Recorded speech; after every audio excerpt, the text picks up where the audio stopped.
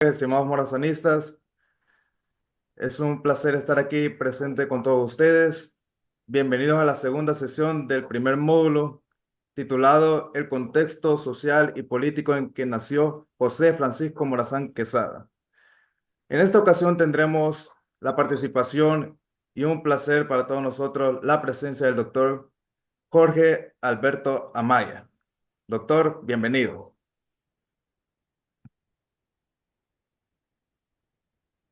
Hola, buenos días a todos. Disculpen que pues no pude entrar a tiempo, pero me estaba haciendo la actualización del programa, pero finalmente no me lo pudo hacer en la computadora, entonces tuve que hacerlo aquí por el celular estoy. Así que buenas tardes a todos y saludos. Buenas tardes, Jorge. Antes de que comences tu presentación, quiero interrumpir con el permiso de todos, nada más para hacer una breve presentación. Varios compañeros ya conocen a Jorge Amaya porque ha sido catedrático de hace más de 2 décadas, tanto de la Universidad Nacional como de la Universidad Pedagógica. Jorge Amaya es nativo de Tegucigalpa, en el año 1970, perdón por revelar tu edad. Es además historiador formado en la Universidad Nacional Autónoma de Honduras y cursó estudios posteriormente en la Universidad Complutense de Madrid, donde se doctoró en la Facultad de Geografía e Historia con una tesis sobre los garífunas y su idea de nación. Para el caso de Honduras, creo que la tesis se llama La idea de nación en los garífunas del barrio Cristales de Trujillo, que defendió con éxito en el año 2004. Pero no es la única obra que Jorge Amaya ha realizado. Le antecedieron trabajos interesantes. Ha sido uno de los importantes colaboradores del entendimiento de las migraciones en Honduras. Su tesis de licenciatura versó sobre la presencia de los inmigrantes árabes en Honduras entre 1900 y 1950. Posteriormente hizo una tesis perdón, un estudio sobre los judíos en Honduras. Más adelante publicó una obra con el título de Los chinos de ultramar, pero también se dedicó después del año 2000 a trabajar muchos temas de historia cultural, en la cual pues destacan obras como la imagen de los negros garífunas en la literatura hondureña y extranjera, que le valió un premio continental, si no me equivoco, en el año 2008. Me corregís, Jorge. El premio Luis Sí, en el Bertrand 2006. 2006.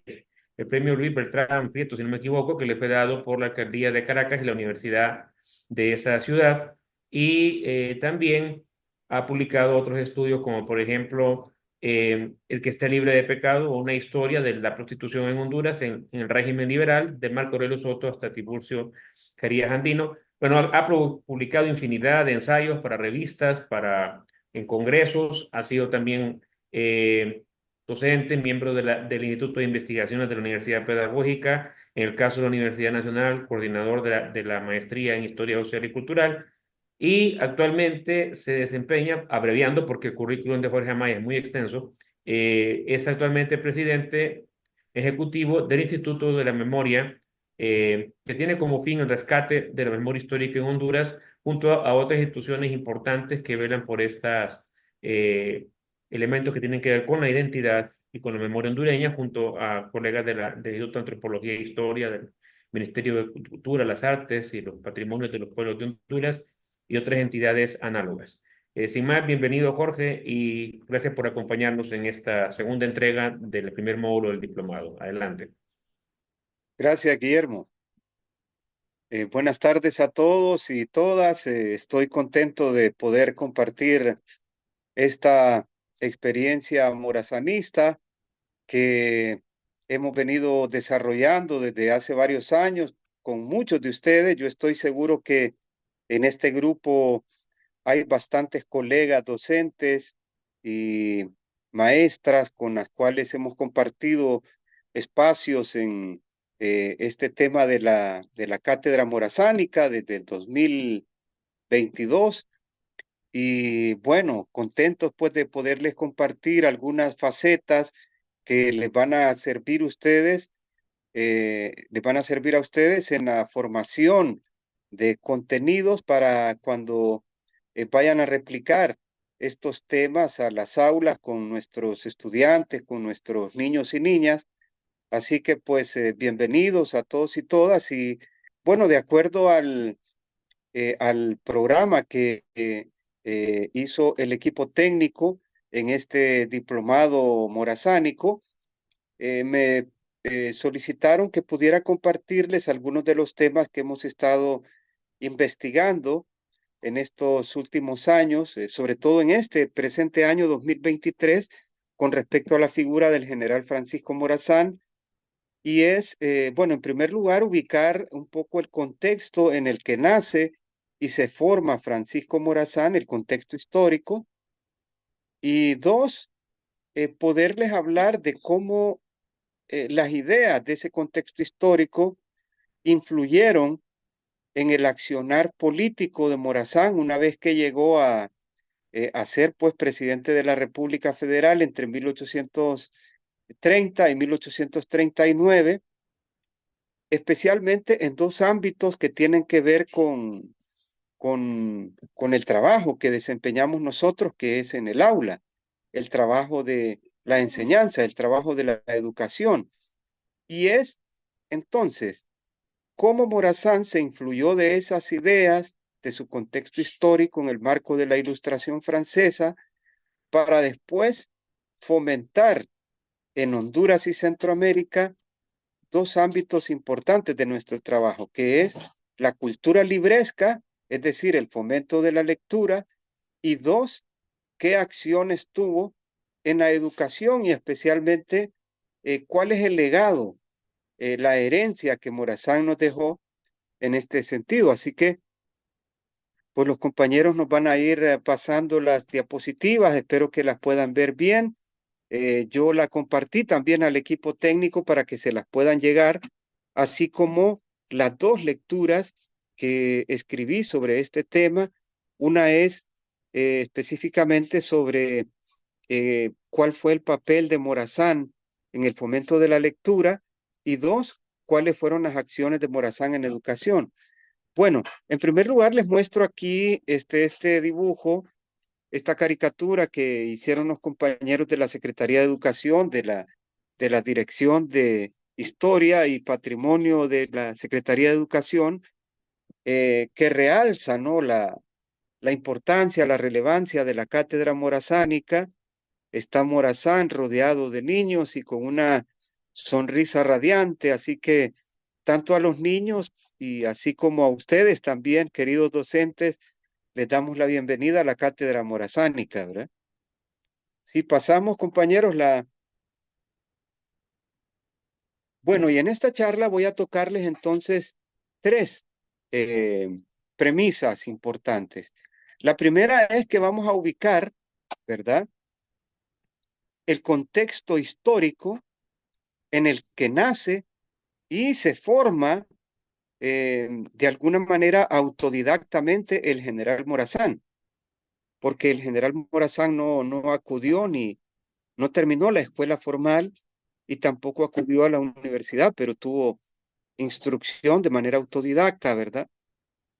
Dos, el segundo punto, vamos a hablar sobre la obra de Morazán por el fomento de los libros y de la educación en la Centroamérica de su época, que es de lo que más nos gusta. Y fíjense que este punto es importante porque generalmente en la mayoría de libros de historia, en las biografías de Morazán, se realza mucho, ¿verdad?, el papel de Morazán como militar y también como estadista político, pero poco se habla de su accionar cultural, de su idea, de sus acciones en el campo de la educación y de la cultura.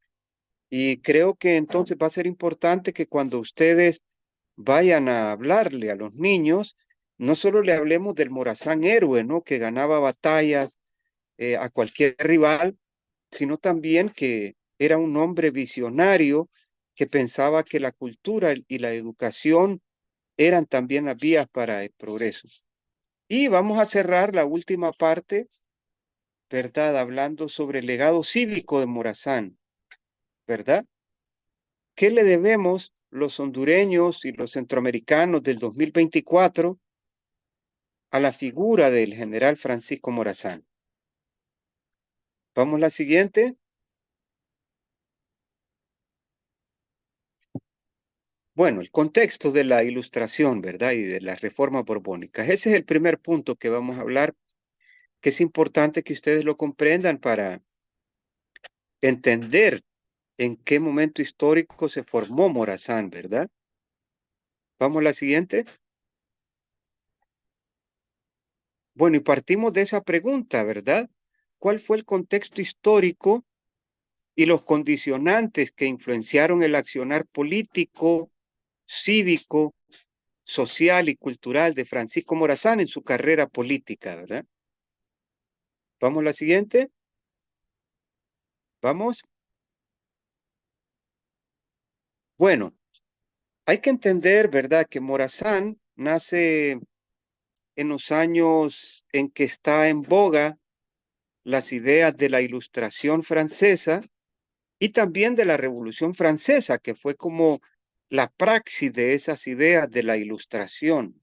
La Ilustración fue una corriente filosófica, intelectual, que nace en la Francia de principios del siglo XVIII, de los años 1700, que alimentó luego el accionar de los revolucionarios franceses comandados por el gran emperador Napoleón Bonaparte. Entonces, ¿qué pasó con este movimiento, verdad? Que nace ahí al amparo de muchos aristócratas franceses que pertenecían a la corte, esa famosa corte de Luis XIV, el gran rey Sol, ¿verdad? Hay que recordar que desde que cae el Imperio Romano, ¿verdad? En el año 476 después de Cristo, hasta 1789, Europa estuvo gobernada por la alianza política entre las antiguas monarquías, el llamado Antiguo Régimen, con el cristianismo católico de la Santa Sede del Vaticano. Y en ese contexto histórico, no tanto de la Edad Media como de principios de la Edad Moderna, el espíritu teológico y supersticioso de la Edad Media había alimentado la vida cultural europea, ¿verdad? Eh, Prácticamente no existía el libre pensamiento, la educación y la cultura estaba dominada por el dogma religioso del catolicismo, y había llegado un momento en la historia cuando los europeos conquistaron América y llega el siglo XVI, el siglo del Renacimiento, y luego el siglo siguiente, el siglo XVII, el llamado siglo de oro español, y sobre todo la cumbre de este pensamiento, el siglo XVIII, donde muchos científicos e intelectuales sentían que el pensamiento medieval era ya obsoleto, que no ayudaba a poder explicar los fenómenos del mundo y los fenómenos sociales, y entonces quieren formular una nueva filosofía basada en la razón, ¿no? Y así es que nace pues este movimiento de la Ilustración que eh, toma su nombre precisamente de Lumière, como dice ahí en el texto, es decir, de las luces, de la luz frente al oscurantismo medieval, frente al oscurantismo de la Edad Media y del catolicismo. Estos científicos dijeron que para comprender el nuevo mundo, el mundo moderno, decían ellos, se debía entonces crear un nuevo conocimiento desde la razón científica.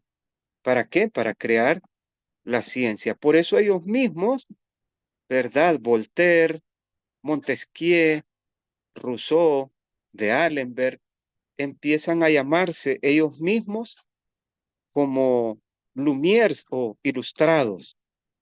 Y por eso le empiezan a llamar los seguidores de esta corriente filosófica a ese movimiento como los ilustrados. Y en general, en el resto de Europa, se empezó a denominar a este movimiento como la Ilustración francesa, porque nace ahí en el seno de la intelectualidad francesa, pero luego se empezó a extender al resto de Europa y también incluso de América, ¿verdad? Hubo una vertiente de ilustración alemana, ¿verdad? Recuerdan a Hegel y a Kant. Hubo una vertiente de ilustración inglesa, hubo una vertiente de ilustración española con Gaspar de Jovellanos, y aquí en América quizá el ilustrado cumbre fue nuestro paisano, el llamado sabio José Cecilio del Valle, ¿verdad? Vamos la siguiente. Muy bien. Bien, ¿y cuáles fueron las características de ese movimiento de la ilustración francesa? Bueno, aquí las tenemos en la diapositiva. Una es el papel que ellos asignaron a la naturaleza. ¿Qué significa esto? Bueno, que los ilustrados comenzaron a concebir que estudiar la filosofía del hombre no implicaba estudiar fenómenos teológicos como había acontecido en la Edad Media, donde los filósofos como San Agustín, en la ciudad de Dios, se preocupaban por estudiar el cielo, la composición del cielo, ¿no? Quiénes son los santos, quiénes son los ángeles, qué papel juegan, qué papel juega la Trinidad, el Espíritu Santo, Dios Padre, Dios Hijo. No, los hombres no debemos centrarnos en eso. Para alcanzar el progreso, decían, debemos estudiar la naturaleza. Y la naturaleza se concibe como el mundo entero. Y no solo el mundo entero, sino todo el universo. Debemos estudiar los astros, la luna, el sol, los planetas, los eclipses, la lluvia, ¿verdad? Debemos estudiar la naturaleza del planeta. Debemos estudiar las selvas, los desiertos, los ríos, los lagos, los mares. Debemos estudiar la fauna, los mamíferos, las aves, los insectos. Es decir, que los ilustrados concibieron que el mundo y la naturaleza como tal es el laboratorio para hacer investigación científica. ¿Sí? Y desde ahí, pues, empieza esta gran ola de científicos investigadores, científicos exploradores, que empiezan a viajar por todo el mundo recolectando plantas, raíces, animales, estudiando otros pueblos indígenas, otras etnias, y es pues el momento en que empieza el gran desarrollo de las ciencias naturales y de las ciencias sociales. Para los ilustrados, la naturaleza era lo que debía estudiar el hombre y la ciencia, ¿verdad? Dos, esta creo que es la característica más importante de todas. Para ellos la razón es la guía para estudiar las leyes de la naturaleza. ¿Y qué es la razón? Es la razón científica, el método científico, la geografía, la biología, la química, la física, la economía, la antropología, la historia se deben estudiar desde el método científico. Y esto le dio un cambio enorme, ¿verdad? Al conocimiento, a la filosofía, porque hasta entonces, desde la filosofía escolástica, lo que más importaba era estudiar la vida de santos, como decía antes. No, ahora desde la razón científica, ¿verdad? Se va a estudiar los problemas del hombre. Y esto impactó bastante, fíjense, luego a nuestros ilustrados, a José Cecilio del Valle, y a nuestros políticos independentistas como Dionisio de Herrera y Francisco Morazán en Honduras. Ellos decían, debemos dejar el mundo colonial atrás y a partir de las ideas de la Ilustración, crear un nuevo mundo, el mundo de la República independiente. ¿Verdad? En tercer lugar, también vienen los diferentes lemas que luego arroparon los revolucionarios franceses, ¿no? Y era que ellos creían en la creencia en la igualdad jurídica de las personas, que todos los hombres, independientemente de su clase y de su raza, nacen con una igualdad de derechos. Y pegado a ello aparece la quinta característica, que es también la idea de la lucha por la libertad. En primer lugar, por la libertad individual. Ellos empiezan a oponer a la tradición social de la esclavitud que existía tanto en Europa como en América. Y entonces empiezan a oponer a ello. Pero también empiezan a fomentar la idea de la libertad de los pueblos. Es decir, conciben, ¿verdad?, que hay pueblos que sufren cadenas, que sufren colonización, que sufren conquista, y estos pueblos agrupados en la lucha contra imperios tienen el derecho político, tienen derechos para emprender la lucha por su liberación. Y vean esta idea cómo impactó posteriormente a José Cecilio del Valle y a Francisco Morazán en Honduras, ¿verdad? ¿Sí? Y finalmente también ellos son partidarios de una idea muy importante que también influyó en nuestros próceres, en Herrera, en Morazán, que era la idea de la defensa de una llamada moral laica. Es decir, que las sociedades deben ser gobernadas y deben encauzar su destino histórico no desde leyes religiosas, no desde una iglesia, sino desde una moral laica, es decir, civil.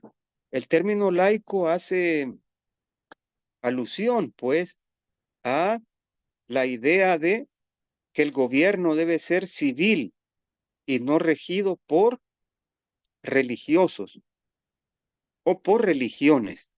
Esto influyó notablemente en las ideas de Morazán, de Herrera, cuando decidieron formar la República Federal en Centroamérica. Vamos a la siguiente. Y bueno, quizás solamente para que recuerden, este, em, pues destacar, ¿verdad? Las ideas de quizá tres de los principales filósofos, ¿verdad? De, de la Ilustración francesa, y cómo esas ideas impactaron posteriormente en el accionar político de Dionisio de Herrera y de Francisco Morazán en Honduras. Bueno, en el caso de Montesquieu, que escribe el famoso texto que se titula Del espíritu de las leyes, él fue el que formuló la idea de que los estados que derroquen a las antiguas monarquías, a las monarquías absolutistas, debían constituirse en monarquías, en democracias liberales, donde el Estado tuviera separación de poderes. El Estado estuviera formado por tres poderes constituidos, que serían entonces el llamado poder ejecutivo, el poder legislativo y el poder judicial. Vean ustedes qué interesante la forma de gobierno que propone Montesquieu del espíritu de las leyes. Es que el Estado sea una democracia liberal y se forme no solo en la figura de un monarca, como había sido en la Francia absolutista de Luis XIV, ¿no? Que Luis XIV decía, el Estado soy yo, ¿verdad? Yo soy todo, yo soy poder ejecutivo, legislativo y judicial. No, Montesquieu dice, debemos crear un Estado con división de poderes, poder legislativo, poder ejecutivo y poder judicial. En segundo lugar está Voltaire, ¿verdad? Voltaire planteaba la idea de que los individuos en el nuevo Estado debían tener una serie de libertades. Esto es, una serie de derechos universales, de derechos individuales, de los cuales incluso el individuo no puede renunciar, ¿verdad? ¿Cuáles son como esos derechos? Vamos a ver un poco más adelante. Bueno, el derecho a la vida, el derecho a la libertad, el derecho a la igualdad, etcétera, ¿verdad? Ideas muy importantes. Vieran Morazán cómo defendió estas ideas, ¿verdad? Y finalmente, quizá está el más conocido de todos, que es pues Juan Jacobo Rousseau, Jean-Jacques Rousseau, que escribió ese importante texto que se titula El contrato social, que básicamente formula la idea de que las antiguas monarquías absolutistas, ¿no? De los reyes franceses, de Luis XIV, de su hijo Luis XV, de su nieto Luis XVI, eran ilegítimas porque nadie las eligió. Un gobierno legítimo, decía en el contrato social, debe derivar de un pacto de todos los ciudadanos donde ellos eligen quiénes van a ser sus autoridades. Es justamente por lo que Morazán formó en 1826 su famoso ejército aliado protector de la ley para derrocar al gobierno opresor y golpista de Manuel José Arce, ¿verdad? Es decir, que el gobierno es ilegítimo cuando se toma por la fuerza, cuando se toma por herencia o cuando se toma por un golpe de Estado. El gobierno es legítimo cuando es electo por un pueblo. Es decir, que el gobierno es legítimo cuando hay un contrato social. Todas estas ideas permearon fuertemente a Morazán, ¿verdad? Y vamos a ver más adelante cómo se llevaron a la práctica, ¿verdad? Vamos a la siguiente.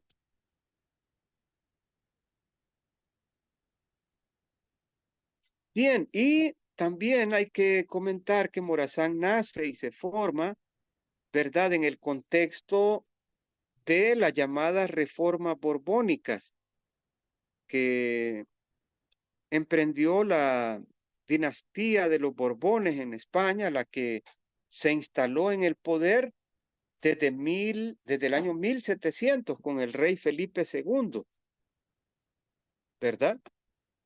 El rey Felipe V.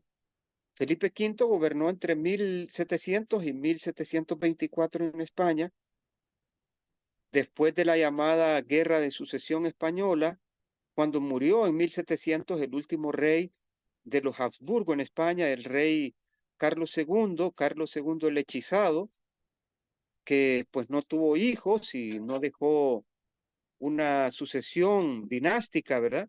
Y entonces hay una guerra y los Borbones franceses, la dinastía, ¿no?, de Luis XIV, impone finalmente como rey de España a Felipe V y empieza a emprender una serie de reformas, sobre todo más bien el hijo de Felipe V, el rey más importante de todos, que es el rey Carlos III, ¿verdad? Ya desde que empieza su reinado en el año de 1759 hasta que muere en el año de 1784.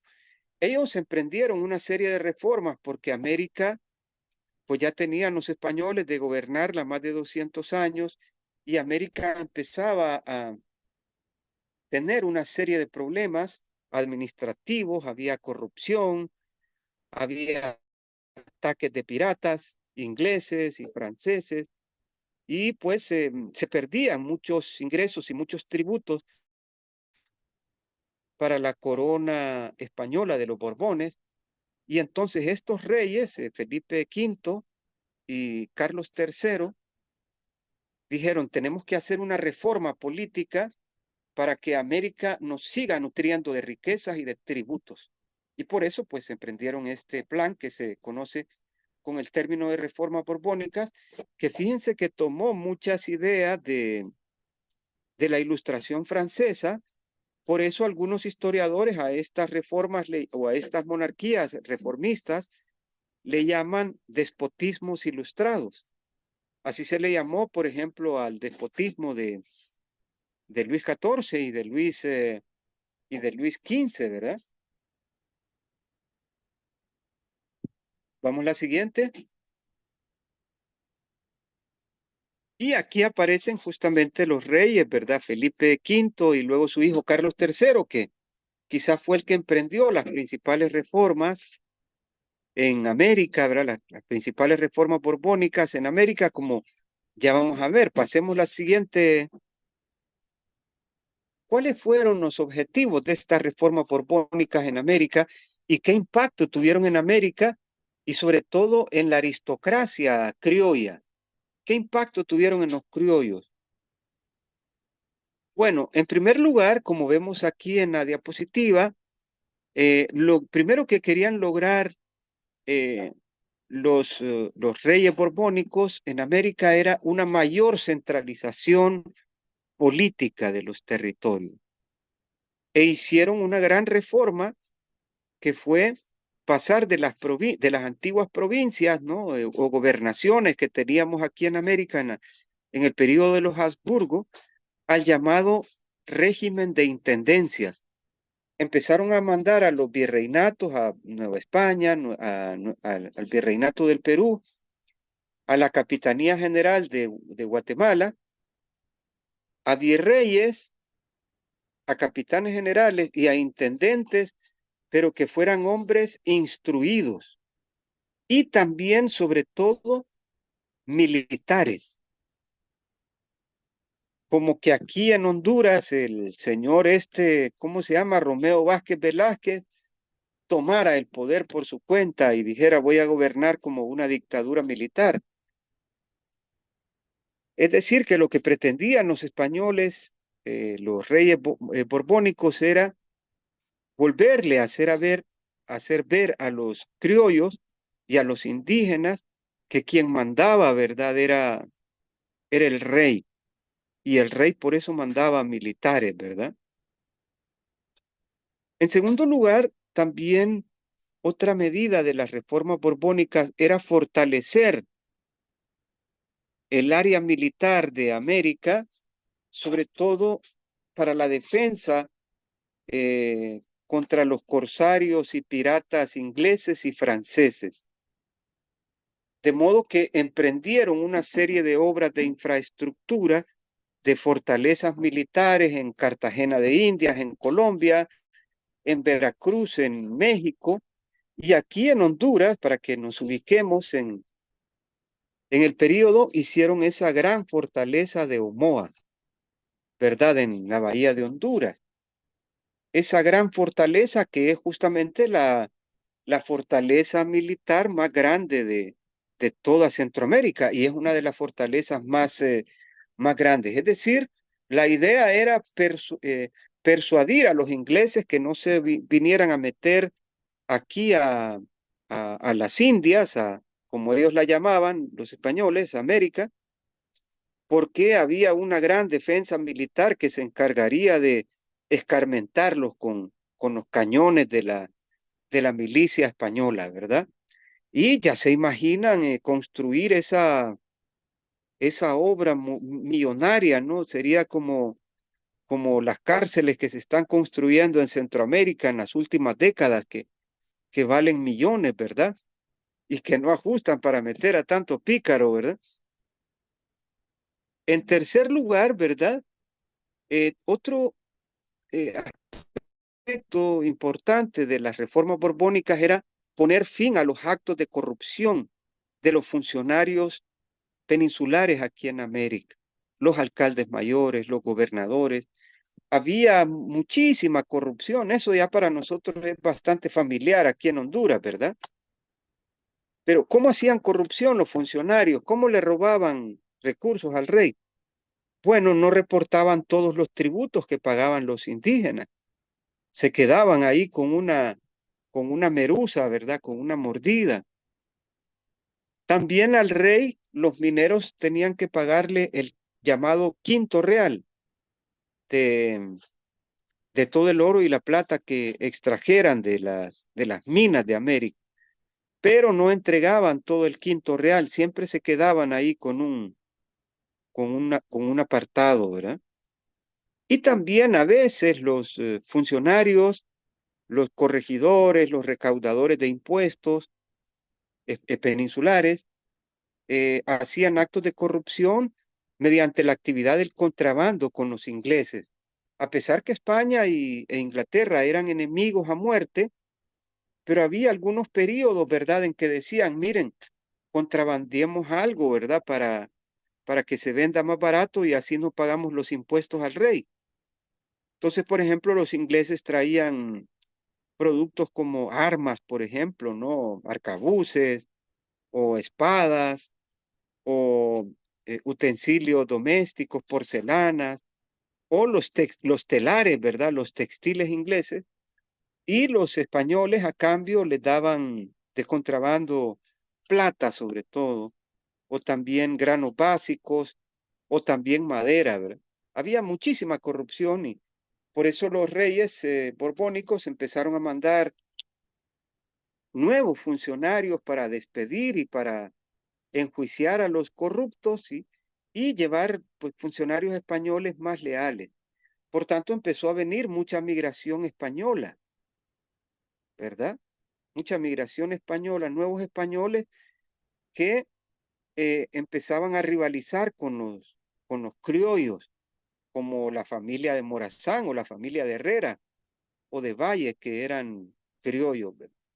De esta manera empezó a haber una tensión entre peninsulares y criollos, porque los criollos eran recién venidos y se enriquecían más rápido, y los peninsulares, y los criollos decían, nosotros tenemos siglos de vivir aquí, nuestras familias, y con mucho trabajo hemos hecho riqueza, pero nos la quitan, ¿verdad? Los peninsulares.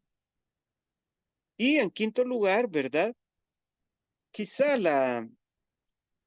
el principal objetivo de las reformas borbónicas era multiplicar los tributos fiscales que extraían de aquí de América a costa de la aristocracia criolla y a costa de los indígenas y de los mestizos, sobre todo mediante el incremento de esos dos impuestos que vemos ahí, el que llamaban la alcabala marítima, ¿verdad? Que era un impuesto, era el impuesto que hoy en día diríamos a la importación, ¿verdad? Nosotros sabemos que, por ejemplo, los celulares o las computadoras son productos importados, pero el Estado, ¿verdad? Para que se vendan esos productos aquí, le pone un impuesto de importación que finalmente pagamos todos nosotros, ¿no? Esta computadora que tengo aquí frente a mí, ahorita, ¿verdad? Probablemente vino de Estados Unidos o de Taiwán y entonces pagó su respectivo impuesto de importación, ¿verdad? Esa era la alcabala marítima porque en aquel tiempo pues los productos se importaban mayoritariamente de manera marítima, ¿verdad? Y el otro gran impuesto que había en la época colonial pues era el llamado quinto real, ¿verdad? De lo que ya les hablé, que era el impuesto, ¿verdad? Que pagaban los mineros por la plata extraída y por el oro extraído en las minas de América. Se dejó, no se eliminó este impuesto y ahora sí se tenía que pagar de manera completa. Una quinta parte de todo el oro que un minero extrajera de una mina de Tegucigalpa tenía que pagársela al rey. Y finalmente, esta fue de las acciones influenciadas por la Revolución Francesa, pues la monarquía borbónica quería restringir, ¿verdad?, el poderío que tenía la Iglesia Católica aquí en América, que se había convertido en una institución poderosísima, ¿verdad?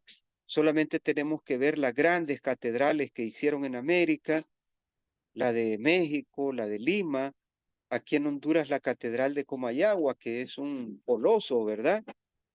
Y eh, además la iglesia tenía también haciendas, tenía cultivos de caña de azúcar, de vino, de trigo, de maíz, ¿verdad? La iglesia tenía bienes, tenía tierras, tenía haciendas, tenía ganado, ¿verdad? Y se había convertido en un poderoso competidor para la monarquía, porque la iglesia pues no pagaba por poseer esas propiedades, ¿verdad? Así que lo que hizo la reforma borbónica, ¿verdad? El gobierno de Carlos III fue restringir ese poderío e incluso atacarlo a muerte cuando, por ejemplo, decretó la expulsión de los jesuitas en 1776 en América, de la Compañía de Jesús, los jesuitas, ¿verdad? Que eran de las órdenes religiosas más ricas de todo el continente. Así que como ven, pues el periodo en el que nace Francisco Morazán está mediado, ¿verdad?, por estos dos procesos históricos. Uno es la Ilustración, cuyas ideas, ¿verdad?, marcaron su accionar político y la adopción de su ideología liberal.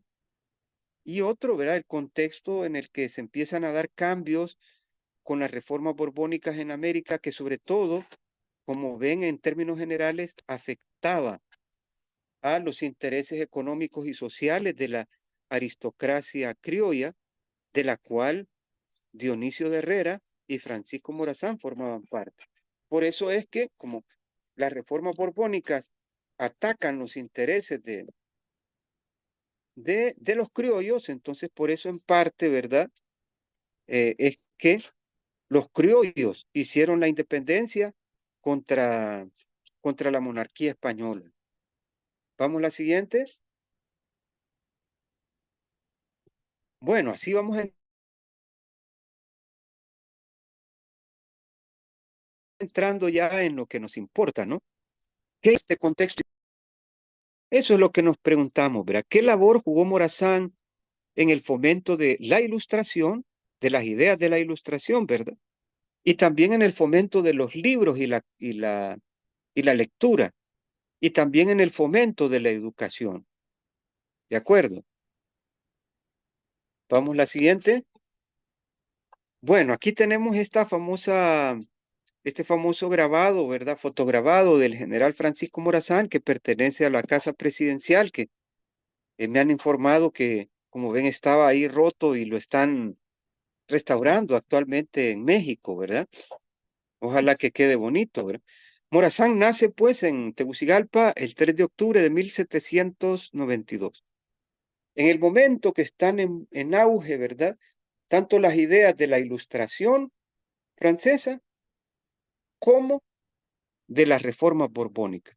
Pero a pesar que Morazán provenía de una familia, que tenía buena posición social y económica, ¿verdad? Su abuelo era de origen italiano, un comerciante y minero que pues tuvo muchísimos hijos, entre ellos el papá de Morazán, don Eusebio, y tenían buena posición económica, pero Tegucigalpa era una pequeña villa de provincia que no tenía escuela.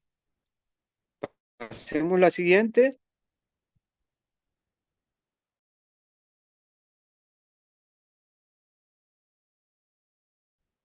Y entonces, fíjense que Tegucigalpa, Morazán se empezó a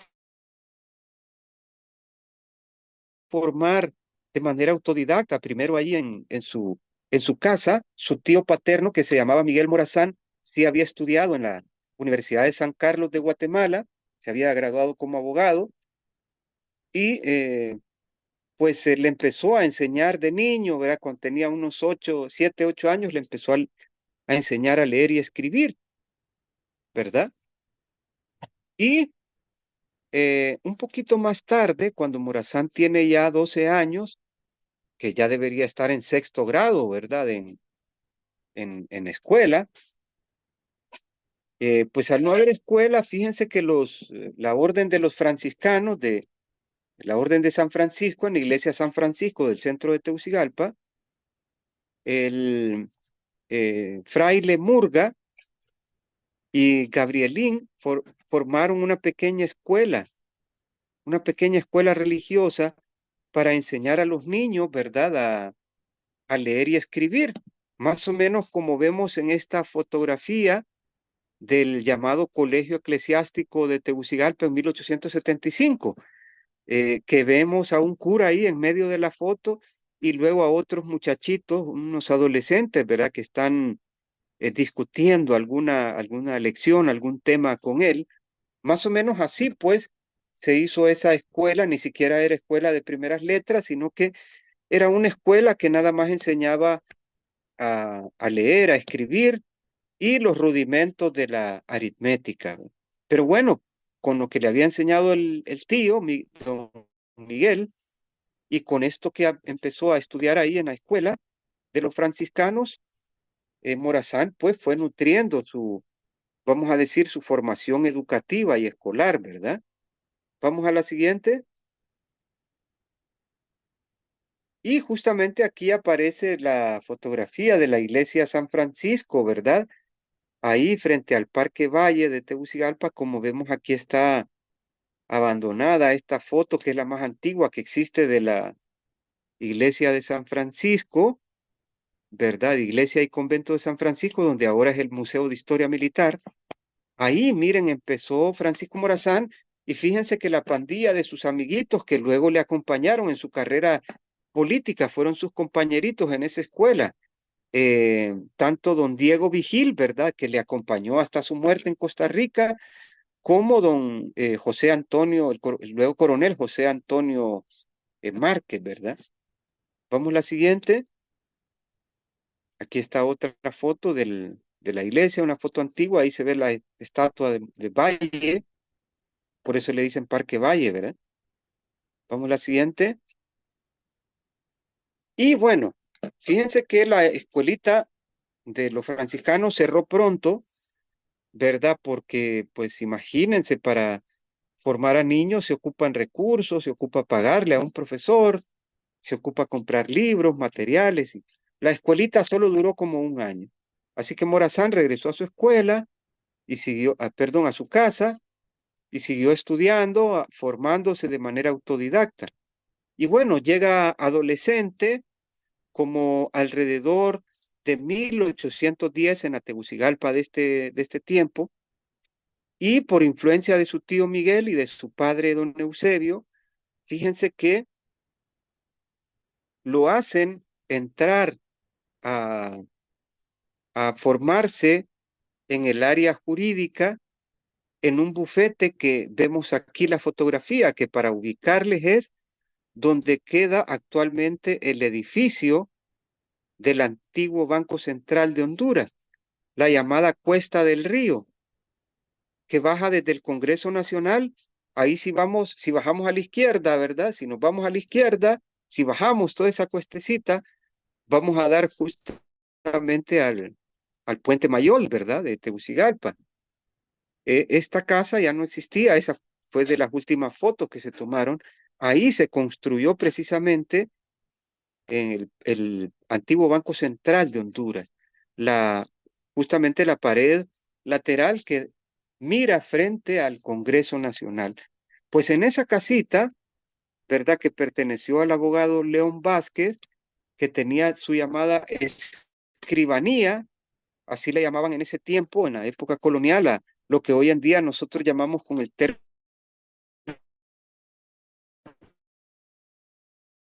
de bufete, ¿verdad? De leyes. León Vázquez de manera autodidacta. Y Morazán, fíjense entonces, aprendió rudimentos de jurisprudencia, ¿no? De derecho civil, de derecho penal. Y posteriormente, cuando se independizó un tiempo, de hecho sirvió, ¿verdad? Morazán sirvió como abogado defensor en las causas que levantaba el alcalde mayor Tegucigalpa contra algunos delincuentes. Y fíjense que aunque no se graduó de abogado, ¿verdad? No se graduó con título formal, y no fue a la universidad a estudiar derecho, Morazán ganó casi todos los casos que defendió, ¿verdad? Ahí están los documentos en el archivo nacional y en el archivo de Guatemala. Vamos a la siguiente. Y bueno, también, fíjense que otro dato importante es que, como apuntábamos, ¿verdad? Morazán no se graduó en la universidad. Vean qué inteligencia tenía Morazán, no solo como político, sino como militar, sino también como estadista, es decir, tendría lo que hoy en día llamaríamos como inteligencias múltiples, porque no fue a la universidad, pero este señor que vemos aquí, don Dionisio de Herrera, que fue su tío político, porque se casó con una tía de él. Entonces, don Dionisio de Herrera lo acogió como pupilo, ¿verdad? Lo acogió como pupilo. Y don Dionisio de Herrera, que era primo también de José Cecilio del Valle, y que también había estudiado en la Universidad de San Carlos en Guatemala, donde se había graduado como abogado, ¿verdad? Entonces, don Dionisio de Herrera había traído de Guatemala y mandaba a comprar libros a París y a Londres y a México de la Ilustración francesa, ¿sí? Para volver a lo que les comentaba atrás, don Dionisio de Herrera, pues, era gran seguidor de los filósofos de la Ilustración francesa, ¿de acuerdo? Había leído a Montesquieu y el espíritu de las leyes, había leído a Voltaire, había leído a Juan Jacobo Rousseau con el contrato social y tenía, pues, se podría decir, la biblioteca privada mejor surtida de toda Tegucigalpa. De modo, pues, que vio seguramente, por lo que hemos estudiado, ¿verdad? Por las cartas que se cruzaban, por muchos documentos que compartían, posiblemente don Dionisio de Herrera vio en ese joven Morazán, el Morazán de 1820, por ejemplo, cuando lo llevó a trabajar con él a la alcaldía de Tegucigalpa, que Morazán tenía ya 28 años. En 1820 Morazán tenía 28 años, quizá de las mejores edades, ¿verdad? Bueno, yo ya tengo 54 y sé que cuando uno tiene 20 y tantos años es como de hierro, ¿verdad? Piensa que va a vivir toda la vida, tiene toda la energía. Entonces, don Dionisio de Herrera posiblemente vio que Morazán era un joven muy inteligente, que tenía inteligencia innata, que tenía potencial para formarle como estadista político, ¿verdad? Y de esa manera entonces le empezó a compartir las lecturas de los libros de su biblioteca. Le empezó a enseñar, pues, la obra de Montesquieu, del espíritu de las leyes, le empezó a enseñar en tertulia, ¿verdad? El contrato social de Juan Jacobo Rousseau, y fueron quizá los años frenéticos de formación ideológica, de formación política de Francisco Morazán. Veamos entonces qué importante el papel siempre de un profesor o de un mentor en la formación de un niño, de una niña que nosotros vemos que tiene potencial para llegar a ser un gran profesional, un gran eh, eh, político, ¿verdad? En este caso. Entonces, pues, Morazán se forma ahí y paralelamente, ¿verdad? Paralelamente, don Dionisio de Herrera es nombrado como secretario del ayuntamiento de la villa de Tegucigalpa, que en ese tiempo el último alcalde español que tuvo Tegucigalpa, ¿se acuerdan? Se llamaba don Narciso Mayol, que fue el que hizo el puente Mayol de Tegucigalpa y Comayagüela. Entonces, Narciso Mayol, el español, era el alcalde el alcalde mayor de Tegucigalpa, y don Dionisio de Herrera era pues la segunda instancia política más importante del ayuntamiento, pues era el secretario municipal. Era el que firmaba, ¿no? Todos los bandos, decretos, acuerdos que redactara el alcalde, ¿verdad? Y en ese sentido, entonces, don Dionisio de Herrera lleva a Morazán a trabajar con él como escribano, le decían en aquel tiempo, es decir, como su secretario particular. Vemos entonces que Morazán, desde un poquito antes de la independencia, empieza a tener cierta prominencia política, pues era ya como la tercera figura más importante de la ciudad, la tercera figura política más importante de la ciudad. Pues primero estaba el alcalde mayor, don Narciso, después el secretario, don Dionisio de Herrera, y en tercer lugar, Francisco Morazán como secretario de don Dionisio.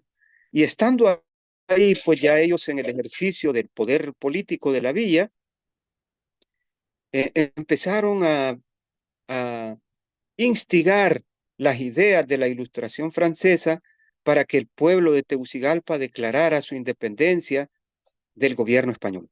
Y no solo el pueblo de Tegucigalpa, sino que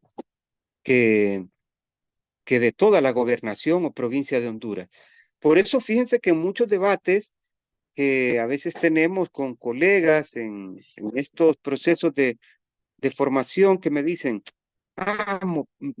que quieren demeritar a Morazán y a Herrera, ¿verdad? Me dicen, Morazán y Dionisio de Herrera no son próceres de la independencia porque no estaban en Guatemala, dicen, cuando se decretó la independencia.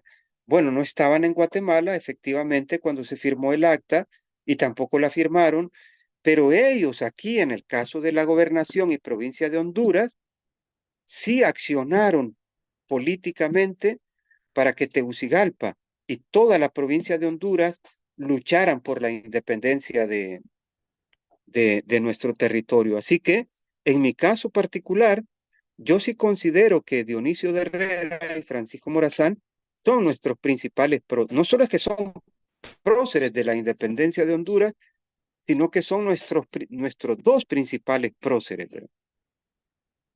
Bueno, entonces vemos hasta aquí, hasta este momento, que Morazán no fue a la universidad, no es egresado universitario, no tiene título universitario. Fue a la escuela de los franciscanos en la iglesia de San Francisco, ¿verdad? Aprendió a leer con su tío Miguel en su casa, luego fue a la escuela de los franciscanos, después fue a aprender leyes al bufete, ¿verdad? A la escribanía de León Vázquez, y finalmente se forma en la ideología de la Ilustración con su tío político, don Dionisio de Herrera, que después, en 1824, cuando Honduras ya forma parte de la República Federal y se crea como un estado independiente y se elige a don Dionisio de Herrera como primer jefe de Estado de Honduras, don Dionisio de Herrera ya en ese momento, ¿verdad? Le ha dado toda la confianza a Morazán y le nombra secretario general del gobierno. Es decir, que el jefe de Estado era don Dionisio y el segundo al mando era Francisco Morazán, ¿verdad? Sería como, Francisco Morazán fue algo así como el Eval Díaz de Juan Orlando, algo así, ¿no? Sería como el Kamala, ¿no? De Joe Biden, ¿verdad? Como el segundo al mando del primer gobierno independiente del Estado de Honduras, ¿verdad? Así que vemos pues que Morazán no tuvo título universitario, pero tuvo una formación autodidacta para reconocer que es importante la educación formal en el aula, en el sistema educativo, en el kinder, en la escuela, en el colegio, pero también hay jóvenes que no tienen oportunidades educativas como Morazán, pero que por su innata inteligencia, ¿verdad? Pues llegan a grandes cosas, como en este caso convertirse en el personaje más importante de toda la historia centroamericana. Les voy a lanzar una pregunta. ¿Se imaginan que Morazán sí hubiera tenido formación universitaria? Que Morazán hubiera tenido la oportunidad de ir a la Universidad de San Carlos de Guatemala o a la Universidad de México, o hubiera ido a vivir un tiempo a Europa, como sí lo hizo, por ejemplo, el caso del libertador Simón Bolívar, que vivió un tiempo en la corte de Madrid, o como sí lo hizo San Martín, que fue a estudiar a la Escuela Militar de España, ¿verdad? Y obtuvo un título militar de grado profesional, ¿verdad? Morazán, a diferencia de los otros dos grandes hombres de la independencia americana, Simón Bolívar y, José de San Martín, no tuvo formación profesional, pero logró lo mismo que ellos, logró conducir y libertar a nuestros pueblos. Creo que realmente hubiera sido mayores cosas las que hubiera hecho Morazán, ¿verdad? Si hubiera tenido formación profesional, ¿verdad? En una universidad, en una academia, ¿verdad? Vamos a la siguiente.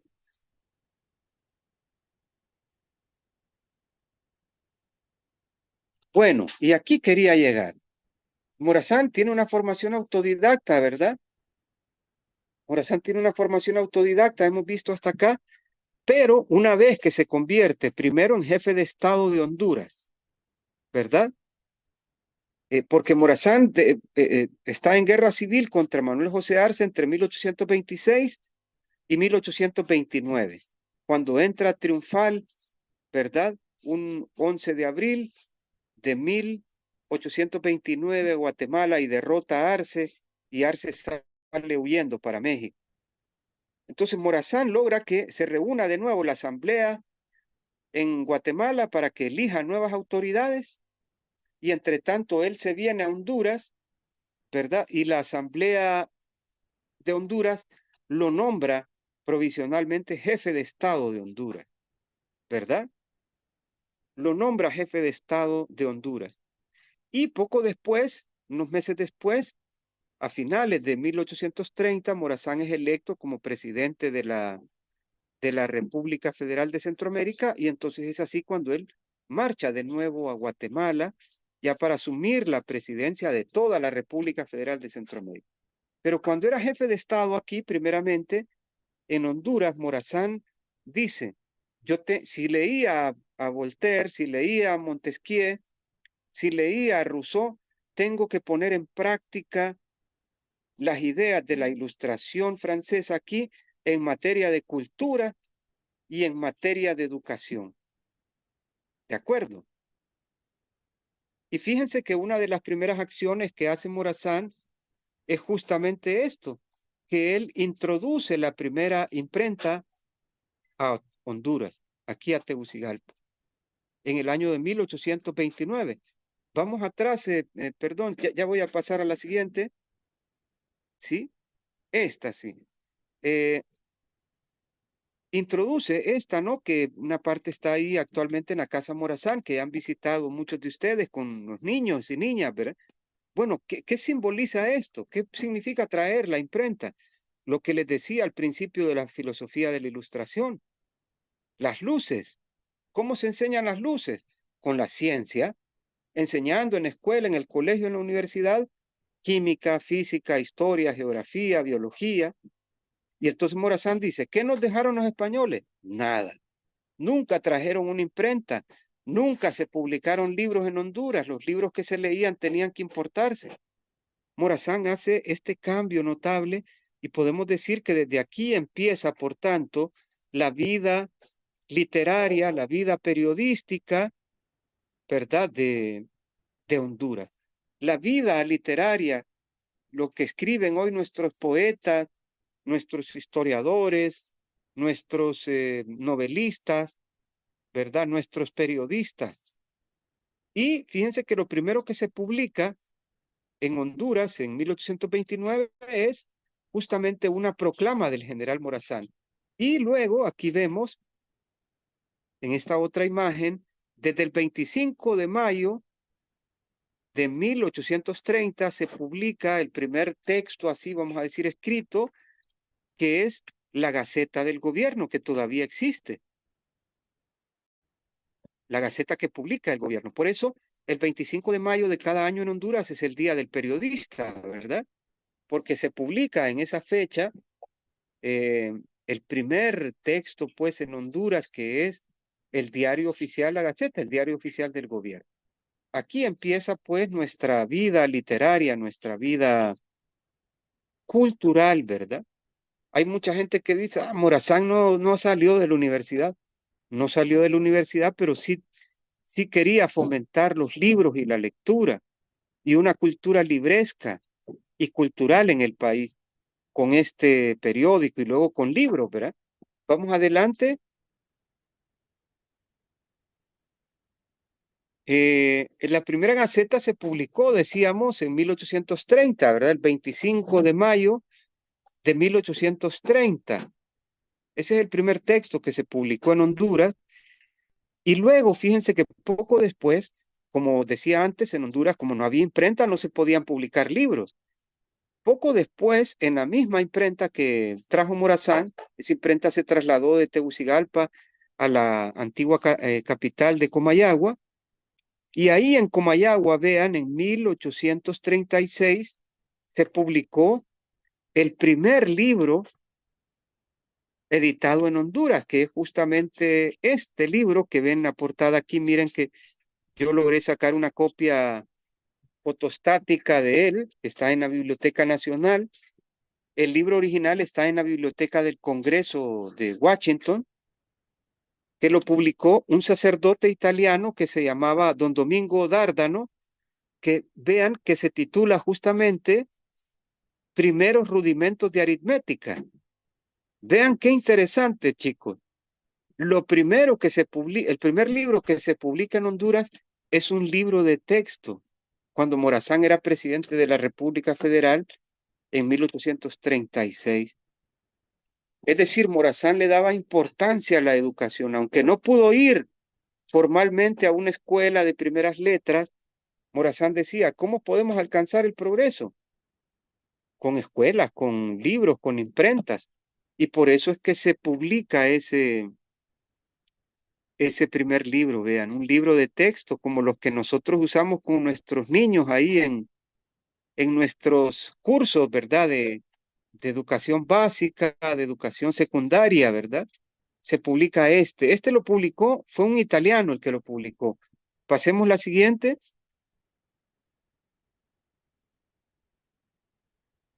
Y esta otra fotografía de este señor es bien interesante, miren, porque este fue el primer hondureño que publicó un libro en Honduras en el año de 1851. Pero el libro ya lo había publicado antes en Costa Rica, él.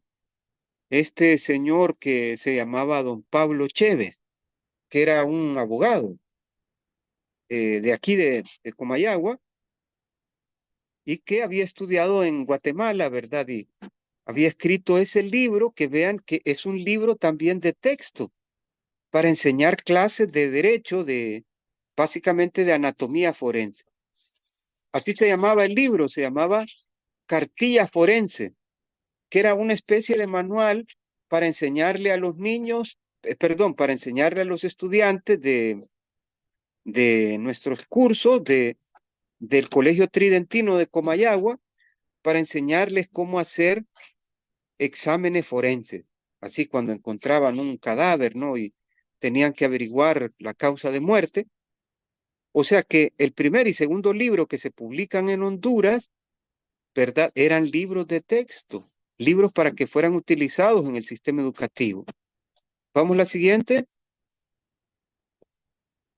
Y finalmente el tercer libro que se publicó en Honduras, lo publicó este señor que ya conocemos todos, ¿verdad? Que en Honduras de cariño le decimos el Padre Trino, es don José Trinidad de Reyes, que había nacido aquí en Tegucigalpa y que fue contemporáneo de Francisco Morazán, que fue uno de los fundadores de nuestra universidad, hoy Universidad Nacional, que fue en un tiempo amigo de Morazán y que luego se enemistaron, pero en fin, que es un personaje importante de la historia cultural de la ciudad de Tegucigalpa. Y entonces, poco tiempo después, en 1853, publicó, ¿verdad?, en esa imprenta, el tercer libro que se conoce, editado en Honduras, que también era un libro de educación, ¿verdad?, un manual educativo que se llamaba Elementos de Física, así como lecciones de física, de acuerdo, un libro para ser utilizado pues en las clases de física, ¿verdad?, y química. O sea, vean qué importante labor. Morazán no solo trae la primera imprenta a Honduras, sino que también en esa imprenta se publicaron gran parte de los primeros libros que se conocen editados en nuestro país. Vamos a la siguiente. Bueno, y con esto voy a cerrar, ¿verdad? Vemos ya la importante labor de Francisco Morazán para la consecución de una cultura libresca, del fomento de la educación cívica, de la educación laica y gratuita en Honduras, para el fomento de la cultura, de la educación y de las ideas de la ilustración, de las luces de la razón, ¿verdad? Esa que aparece en nuestro himno, decíamos, ¿verdad? Sí. La diosa razón que dice nuestro himno. ¿Cuál es ese legado político que le debemos los hondureños del 2024 y los centroamericanos del 2024 a Morazán, especialmente en el área de educación? Vamos a profundizar. Vamos a la siguiente. ¿Cuáles son esos legados cívicos, verdad? Cívico-políticos que los hondureños del 2024 debemos a Morazán, ¿verdad? ¿Cuáles son los legados? Y bueno, aquí aparecen en esta gráfica, miren que creo yo, cuando les toque compartir la cátedra morazánica con nuestros niños y niñas, sería interesante que las pudieran enfatizar. Yo me voy a centrar fundamentalmente en dos, voy a centrarme más, ¿verdad? En la primera y en la tercera. La primera, la que está en el cuadrante superior, ¿verdad? Arriba. En el legado político, creo que lo mejor que nos dejó Morazán es lo que se conoce con el término de las garantías individuales. Esto es, los derechos que eran reconocidos por la Constitución de 1824, la Constitución del 22 de noviembre de 1824, que ya justamente vamos a cumplir el bicentenario en un par de semanas, ¿verdad? 200 años de la Constitución Federal y por tanto de la República Federal de Centroamérica. Esa constitución por la que Morazán entregó su vida, prefirió que lo mataran, ¿verdad? No fue cobarde, sino que prefirió la muerte, ¿verdad? Antes que rendirse por defender esos derechos, son lo que hoy en día conocemos como los derechos fundamentales, nuestros derechos. El derecho a la vida, el derecho a la libertad, el derecho a la igualdad, el derecho al voto. Imagínense. Cualquiera diría, Morazán está muy lejano, ¿ya para qué vamos a estudiar a ese señor, verdad? Bueno, él fue el primer luchador y el primer defensor de los derechos de los cuales gozamos, por lo menos en teoría, en papel, hoy en día los centroamericanos y los hondureños. Derecho a la vida, ¿a quién no le gusta vivir? Derecho a la libertad, ¿a quién no le gusta ser libre? Derecho a la igualdad, ¿a quién no le gusta que la ley nos reconozca como iguales? Derecho al voto. ¿A quién no le gusta elegir a sus autoridades? ¿Verdad?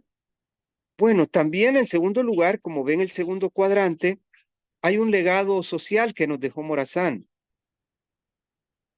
que básicamente también otros dos derechos muy importantes que son el derecho a la libertad de conciencia y el derecho a la libertad de religión. Esto es bien importante porque la libertad de conciencia está relacionada con las ideas de la Ilustración francesa, ¿verdad? De Voltaire, ¿se acuerdan que decía, cuál es el primer derecho que debes dar? Las libertades, ¿verdad? Pensar como tú quieras, o elegir el partido político que tú quieras, o elegir el equipo de fútbol que tú quieras, ¿verdad? Yo elijo no porque me dice mi papá o me dice mi novia, ¿verdad?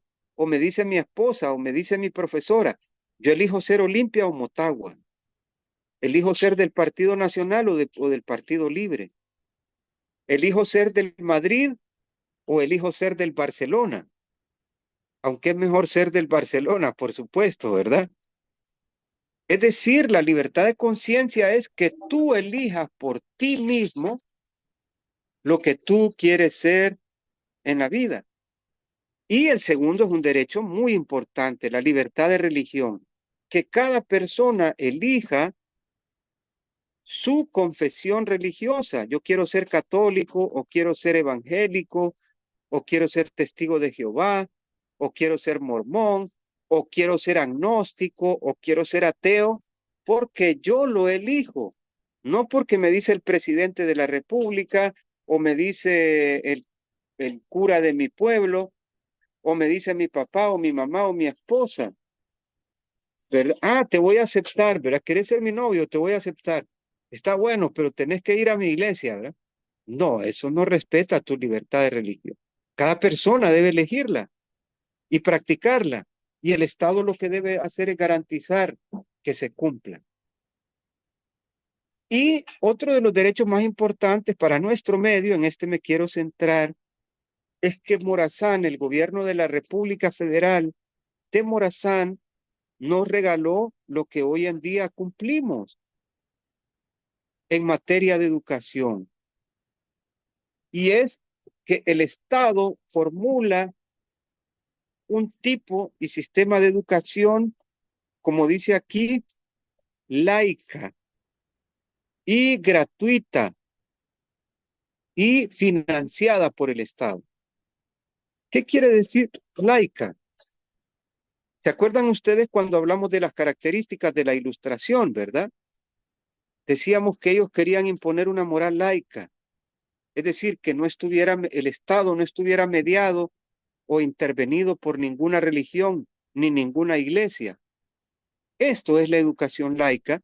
La educación laica significa que el currículum que vos vas a enseñar en las aulas a los niños y niñas no tiene nada que ver con religión, sino que lo que se va a enseñar es la ciencia, las ciencias naturales y las ciencias sociales.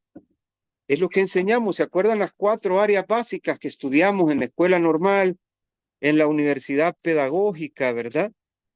Matemáticas, lenguas y español, ciencias naturales y ciencias sociales. Es decir, que lo que nosotros enseñamos en los libros que le damos a los niños es la ciencia, conocimientos laicos, es decir, conocimientos científicos, no religiosos y por tanto laicos. Eso es importante. ¿Se acuerdan cómo se nos han quedado esas lecciones de ciencia? Cuando nos enseñaban aquella lección, yo todavía la recuerdo y fui a la escuela hace más de 40 años. Las plantas nacen, crecen, se multiplican y mueren. Y nos las enseñaban en una lámina. Esos contenidos científicos de las ciencias naturales, de la química, de la biología.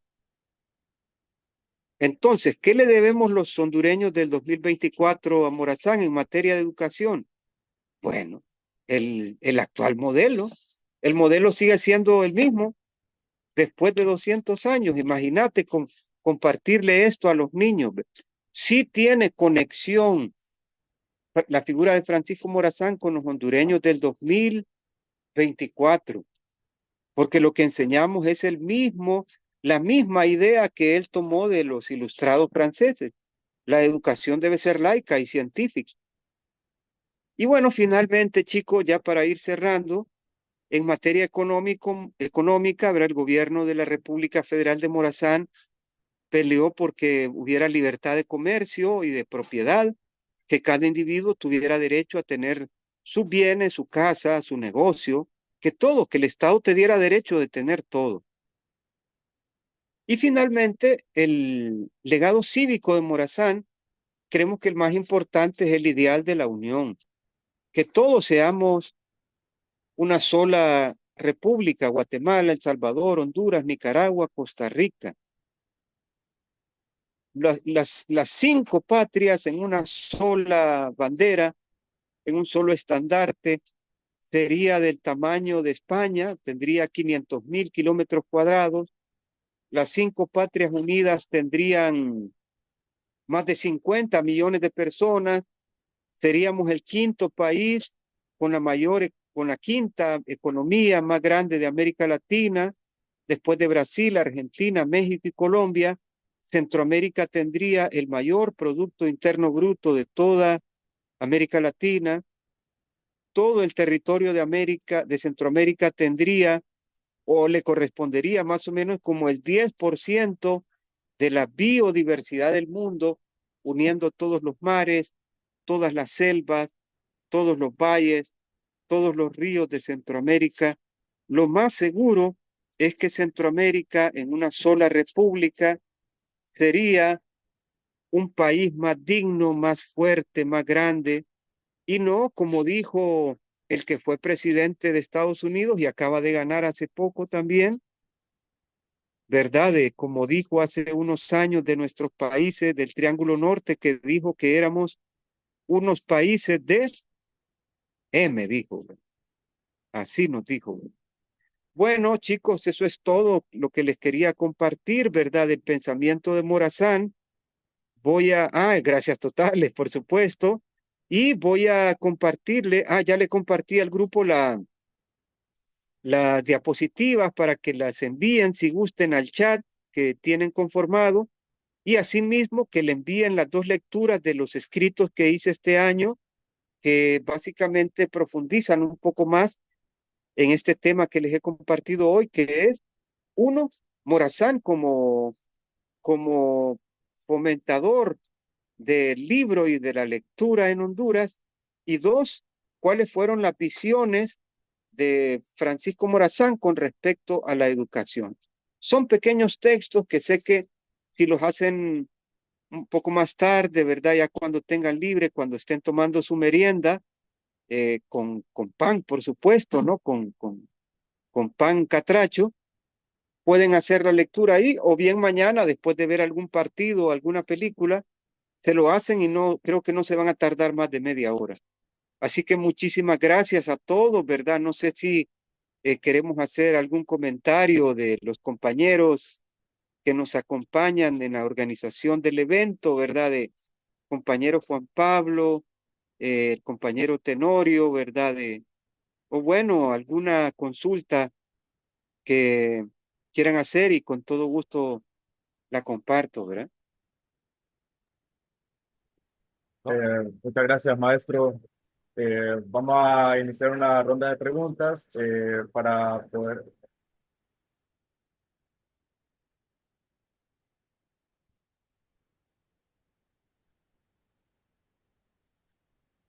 Bueno, parece que Tenorio tuvo Sí, problemas. Sí, vamos hay a, tres, vamos, hay tres participantes sí, que quieren sí, dar vamos a sus tomar algo. interrogantes. Felicitar al doctor Amaya, siempre nos tiene acostumbrados a esas excelentes ponencias, ¿verdad? Y participaciones sobre Francisco Morazán, sobre el prócer insigne de Centroamérica. Ah, Entonces, si querés, empezamos. Entonces, ¿está bien, David? Para sí, sí, que las gracias, Pablo. preguntas.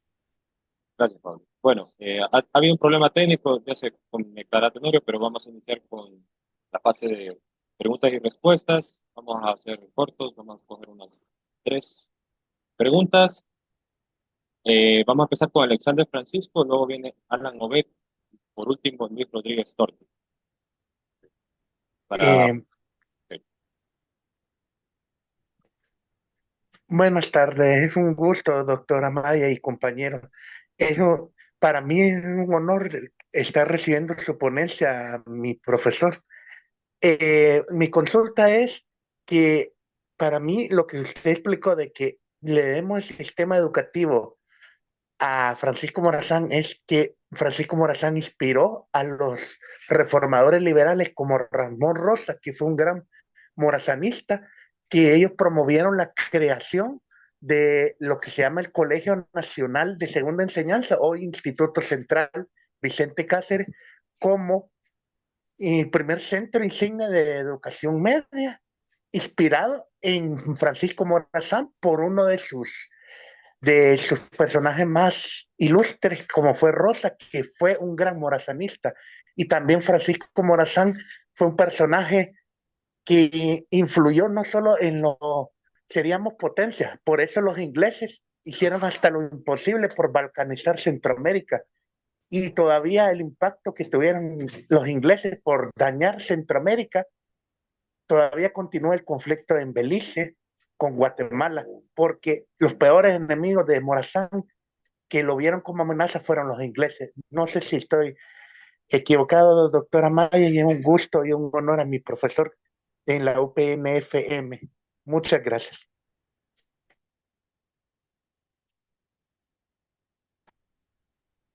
Maestro Muchas Maya. gracias, querido Alexander. Vamos a pasar por la participación de Alan Obed. Alan. Buenas tardes a todos. Yo tengo una consulta puntual, pero él lo mencionó durante la conferencia, entonces quisiera, ahorita envié una captura de pantalla al chat para que lo vea. Ese es el libro con el que se está trabajando, ¿verdad? Lo que es la cátedra morazánica. Y hay un dato ahí que me parece erróneo. Entonces no sé si yo estoy equivocado o será error bueno, error de imprenta o la información ahí. Entonces él me ayuda ahí como a comprender la situación, ¿verdad? Donde habla prácticamente por la relación que hace ahí de cuestión de parentesco con José Silvio del Valle y Dionisio Herrera, Francisco Morazán, pues o sea, quisiera pues que él tomara la lectura o lo leyera, porque no pareciera que Dionisio de Herrera y en este caso pues José Silvio del Valle son primos, y no que todo lo contrario, y menciona que Francisco Morazán es sobrino directo de Dionisio de Herrera cuando es sobrino político, ¿va? Y que es sobrino político de José Silvio del Valle, cuando en dado caso no sería así. Entonces me parece que falta una información ahí que dice que la madre, ¿verdad?, de Dionisio de Herrera es hermana de José Silvio del Valle. Entonces no sé si ahí puede apoyar con esa información, si es error del libro, es error mío o cómo es la situación. Por favor, si nos ayuda ahí el licenciado.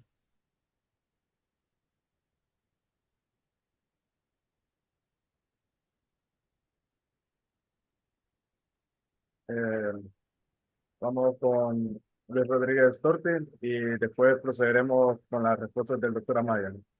Adelante, profesor.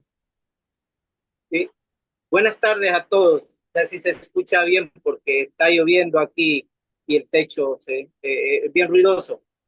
Bueno, antes de que todo, felicitar al doctor Amaya, bueno, amigo, al que, bueno, siempre disfrutamos de esas conferencias, siempre hay nuevos conocimientos que él está compartiendo y la forma amena con que lo hace. Mis felicitaciones para el doctor Amaya. Una pregunta así sobre el papel que juegan los Márquez en la vida de Morazán, ¿verdad? Porque, por ejemplo, Juan Francisco se dice que lo bautizó. Hay algunos escritores que le atribuyen a Juan Francisco un papel como mentor, incluso en la enseñanza del francés, pero decir, en algunos lo señalan y otros no sé si lo confunden con Francisco Antonio, que creo que eran más o menos contemporáneos, pero no sé. El caso de los Márquez, yo sé que, bueno, ya lo señaló ahí, que fueron al San Francisco con José Antonio, el que va a destacar como militar y que son compañeros pues de proyecto político. Entonces, el caso de Juan Francisco y de Francisco Antonio, ambos sacerdotes y que juegan un papel importante en el proyecto político liberal de la Federación. Muchas gracias. Muchas gracias, licenciado Luis Rodríguez Torti. Procederemos ahora con las respuestas del doctor Amaya y luego haremos otra ronda de preguntas para aclarar sus dudas. Adelante, doctor, tiene la palabra.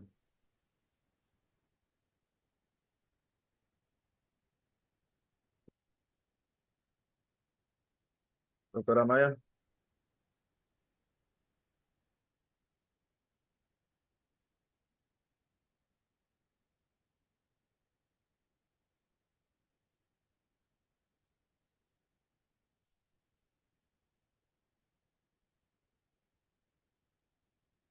Maestro Maya, ¿nos escucha?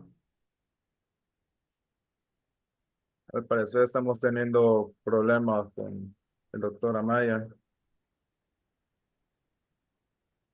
Tal vez es la lluvia que ah, le ha causado malestar a la señal. Pero mientras tanto, solo para hacer una breve aclaración, mientras se conecta nuevamente, eh, a partir del lunes, compañeros, se estará trabajando para lo que va a ser la contestación. Se va a contestar a los demás correos para que también sigan enviando sus diferentes cartas de compromiso desde el día lunes. O sea, vamos a estar trabajando nuevamente. Así que ya pueden estar enterados y manos a la obra. Ahora bien,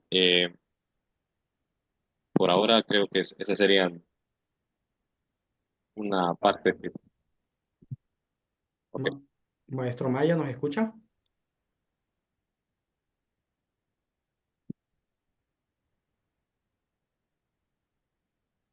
Al parecer hemos ¿Podrían, perdido por favor, contacto. informar de los horarios?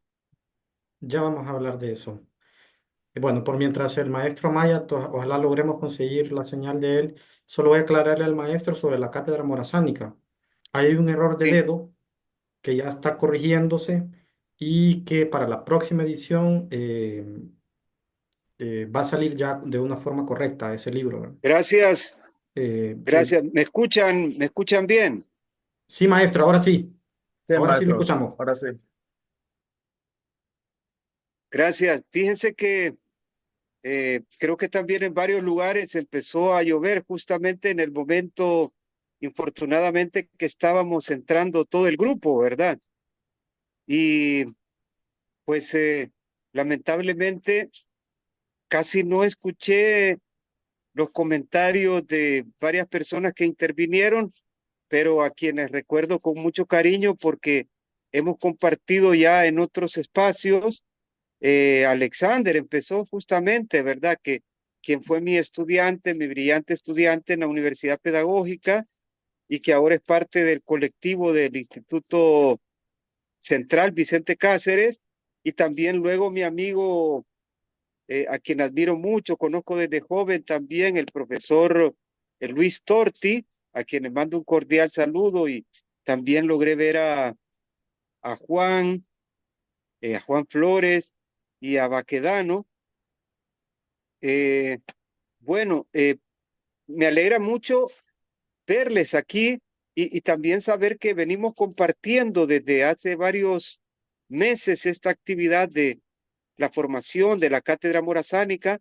De hecho, recientemente alguien, creo que el profesor Luis, compartió en uno de los chats morazanistas su excelente síntesis que hizo de la Cátedra Morazánica y de hecho yo he estado compartiendo esa presentación, bueno, que sin el permiso de él, pero la hemos compartido en grupos morazanistas, así que disculpe, profe, pero es que hizo un bonito trabajo realmente su exposición. Yo igualmente voy a compartir al compañero Juan Tenorio y Juan Pablo Bustillo una pequeña, mucho más pequeña presentación que tengo yo de, de Morazán, para ser usada en la cátedra morazánica, así como otros materiales que creo yo, un poco la idea aquí, fíjense, es que estos espacios, ¿verdad? Más que yo como un facilitador y ustedes como estudiantes, la verdad que creo que la dinámica debe ir más allá. La dinámica es compartir entre todos nosotros las experiencias de los productos que ya hemos logrado en nuestras aulas, en las capacitaciones que hemos recibido o que hemos dado de la cátedra morazánica a los estudiantes, y tratar de cada vez mejorar la didáctica de la cátedra, ¿verdad? A mí me ayudó mucho esta de Luis Torti, me ha ayudado a ver la experiencia de varios compañeros que a partir de nuestras capacitaciones han ido posteriormente a dar la cátedra a los colegios y la han mejorado notablemente haciendo una serie de actividades lúdicas. Eso me hubiera gustado tal vez compartir, pero falta un poco de tiempo. Y es, además de estos contenidos, ¿qué otras cosas les podemos compartir a los niños? Compartir películas, documentales, títeres, obras de teatro, actividades lúdicas, ¿verdad? Para los estudiantes. Eh, y asimismo también los materiales que hemos producido los docentes y también los materiales que ha producido la Secretaría de Educación a través de la Dirección de Historia, que dirige nuestro compañero, el profesor Orlin Duarte. Entonces, de lo que se trata es que del conjunto de todo lo que compartimos nosotros, ¿verdad? Mejorar el espacio de la cátedra morazánica como un punto, creo yo, para dos cosas. Uno, para conocer la vida, obra y pensamiento del general Morazán, pero dos, y ese es uno de los objetivos de la presidenta de la República, doña Xiomara, me comentó una vez en una reunión de organización de la cátedra que ella quiere que los niños y niñas hondureñas sientan mayor orgullo y sientan mayor identidad catracha a partir del conocimiento de la figura de Francisco Morazán, porque ya saben que pues durante décadas las élites políticas se han interesado más en robar que en darnos motivo de orgullos y de cultura a los hondureños. Entonces, de hecho, hay mucha gente que emigró del país o hay mucha gente también que hasta siente vergüenza de decir que es hondureña, ¿verdad? Pero nosotros queremos con la cátedra no solo dar a conocer la vida y pensamiento de Morazán, sino que los niños se sientan orgullosos también de ser hondureños y de que Morazán sea el personaje más importante de la historia de Centroamérica.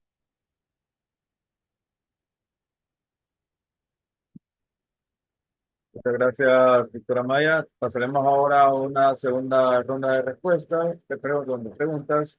Habíamos tenido primero la participación de Disculpe, Tommy. Perdón, de Adam.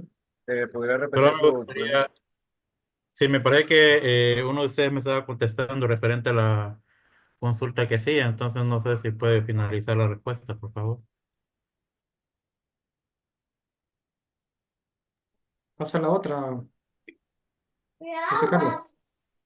Bien, yo era el que respondió en el texto. No sé si quiere que le termine de explicar al compañero o lo quiere explicar el colega Jorge Maya sobre el asunto del parentesco entre Dionisio de Herrera, José Cecilio del Valle y Dionisio de Herrera con Francisco Morazán.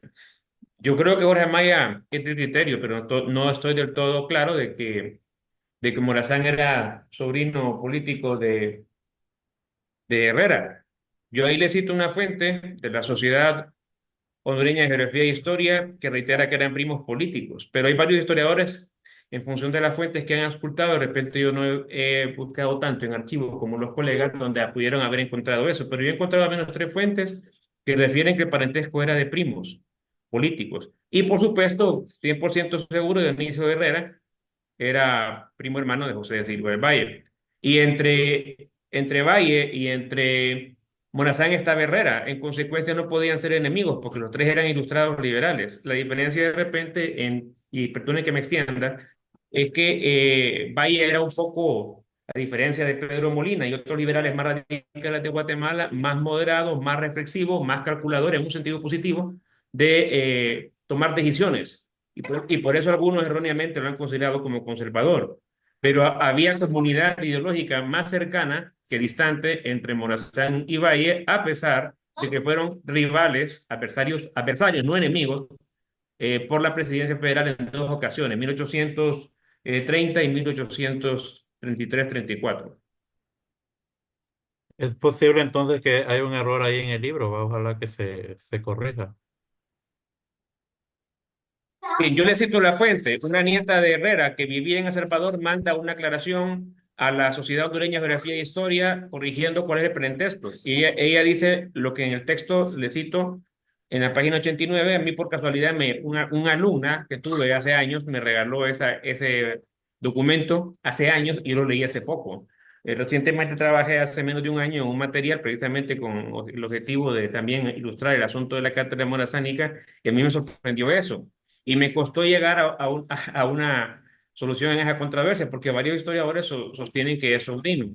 Y esa fuente y otras que encontré me sugieren que era primo político. Pero bueno, yo respetaría mucho si Jorge Amaya tiene una opinión distinta a la mía, yo la respeto lo suficiente y de eso se trata, pues el debate en función de las fuentes que tengamos.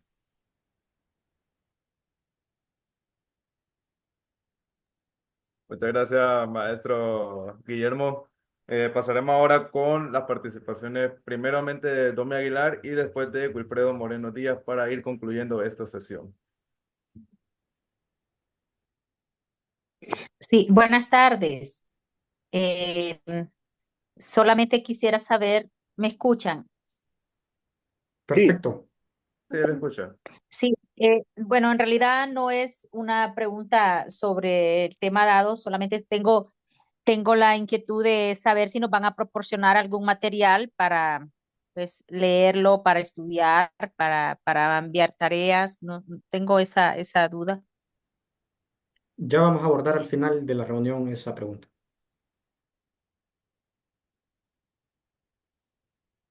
Vamos con Wilfredo y por último con Carla. Sí, buenas tardes a todos. Un placer poder formar parte de este grupo privilegiado del diplomado sobre la vida y obra de Morazán. Interesante sobre los aportes que hace Morazán, recordando de que esta es una figura no solamente de Honduras, sino a nivel regional, a nivel centroamericano, y que impacta en toda Latinoamérica, desde luego, ¿no? Me llama la atención la parte donde establece el legado cívico, que es la cuestión del unionismo, que creo que ahí hay algo interesante. Me gustaría que el doctor Amaya nos ahonde un poco más sobre esta parte, porque según los documentos y algunas cosas que hemos leído por ahí, establece de que em, la férrea oposición por parte de la Iglesia Católica, así como de los caciques de las regiones, de las provincias de Centroamérica, no permitieron consolidar la Federación Centroamericana. Lo bueno de esto es que vamos a conocer o vamos a tratar de dar a conocer la vida y obra de Morazán a los jóvenes, pero en el aspecto político, la gente que gobierna, los encargados de gobernar, ¿tendrán esta visión de lograr la unión de Centroamérica? ¿O solamente nos vamos a quedar en el discurso? Es interesante visualizar esta parte, porque ya se nos explicó, y muy bien explicado, por cierto, por la doctora Maya, de que a nivel mundial no figuramos. Y por ahí lo decía un norteamericano, las aldeas de Centroamérica se están independizando.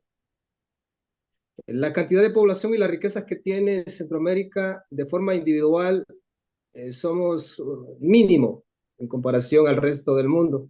A nivel centroamericano, unidos sí seríamos un país fuerte y respetado, además por la ubicación geográfica. Pero, ¿usted cree, doctora Maya, que en algún momento Centroamérica se pueda unir considerando los intereses y políticas de la región cuando muchas veces se pone impuestos eh, y por ahí trabas en la cuestión aduanera, en donde exigimos fumigar furgones y provocan estancamientos de 3 a 4 días de productos que vienen de Panamá hacia Guatemala y que no pueden cruzar del Salvador para, por decirlo así, a Guatemala, no pueden cruzar porque en Honduras se le está impidiendo este tipo de cosas? Gracias. Vamos con finalizar con Luis Rodríguez Torti y después procederemos con las respuestas del doctor Amaya. Adelante, profesor. Gracias, gracias. Ay, disculpen nuevamente, pero es que el doctor Amaya no escuchó mi pregunta. Bueno, reiterarle mi felicitación, he disfrutado de su ponencia. También aprovechar para saludar a mi amigo Guillermo Varela, compañero de estudios y también de lucha. Importante lo que decía Guillermo, en el sentido de que en el proceso de independencia participaron diferentes sectores. Hay veces se nos presenta de manera monolítica los independentistas y los contra la independencia, pero dentro de los independentistas hay múltiples corrientes, ¿verdad? Hay múltiples intereses. Ahora, la pregunta que le hacía a mi estimado amigo Jorge Amaya era sobre un poquito que nos aclarara sobre el papel de los Márquez el caso de Juan Francisco, el caso de Francisco Antonio y de José Antonio, que van a tener un papel relevante en el proyecto político liberal y de la federación. Muchas gracias. Muchas gracias por su participación, profesor Luis Rodríguez Torti. Doctora Maya, le cedo la palabra.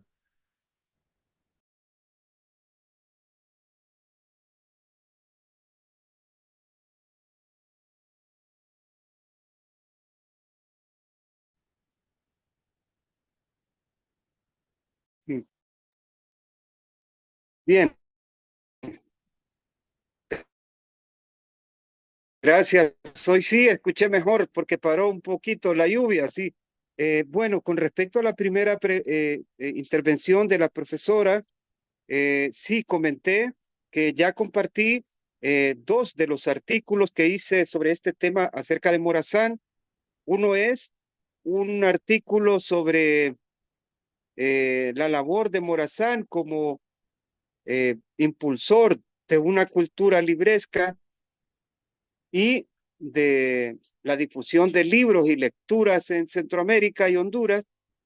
Y el otro es específicamente un artículo que aborda en 4 páginas cuál fue el papel de Morazán en el sector de la educación nada más. Y además de esos dos materiales, los compañeros de la Dirección de Historia también tienen ya este material que les compartí hoy, esta presentación. Así que pues para que vayan archivando y leyendo los textos, pues sí autoricé a ellos para que los compartieran con todo el grupo y ustedes luego los puedan utilizar los materiales como gusten, ¿verdad? Así que yo entiendo, profesora, que a más tardar hoy mismo, más tarde, les van a hacer llegar por WhatsApp al grupo tanto los artículos como las diapositivas que compartimos hoy. Bueno, con respecto a la segunda consulta del compañero que nos hablaba de, o sea, cómo hay una reacción de la Iglesia contra las reformas liberales e ilustradas de Morazán, el tema se ha estudiado ya, hay un par de tesis sobre ese tema de las relaciones de Morazán con la Iglesia, hay algunos ensayos. Yo quiero decirle que no, porque como sobre Morazán hay tanto, ¿verdad?